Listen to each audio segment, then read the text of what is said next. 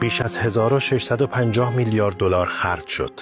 خرج رویای هسته‌ای، پولی که اگه عادلانه تقسیم میشد سهم هر ایرانی میشد حدود 190,000 دلار، یعنی نزدیک 16 میلیارد تومان. درست شنیدی؟ هر نفر، هر زن، هر مرد، هر جوان، نه ژن خوب، نه آقازاده، هممون از اوایل دهه 70 تا همین امروز که آمریکا کل پروژه هسته‌ای رو نابود کرد، دهه‌ها تلاش، میلیاردها دلار هزینه، هزاران ساعت سانتریفیوژ، هزاران تحریم، هزاران زندگی سوخته و حالا هیچی. نه نونی ارزون شد، نه برقی اضافه شد، نه غروری که قابل لمس باشه. فقط یک کشور خسته، یه مردم ناامید و آرزوهایی که له شدن زیر پای سیاست. حالا فکر کن اگه همین پول توی آموزش، درمان، تکنولوژی، گردشگری یا انرژی پاک سرمایه گذاری میشد، چی میشد؟ هر ایرانی امروز 16 میلیارد تومان سرمایه داشت. اگر این سرمایه توی یه صنعت سودده سرمایه گذاری میشد، ماهی حداقل 160 میلیون تومان درآمد داشتیم. ماهی، نه سالی. یعنی چی؟ هیچ کس زیر خط فقر نبود. مغزها فرار نمی‌کردن، میموندن، میساختن. بچه‌هامون به جای استرس رویا داشتن. کشورمون به جای سایه جنگ زیر نور پیشرفت بود. ولی چی شد؟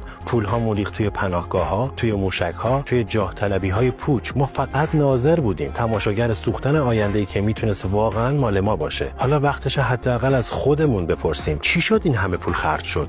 ما هنوز نون رو نسیه می‌خریم. چی شد که این همه فرصت سوخت؟ ما هنوز دنبال ویزا و فراریم.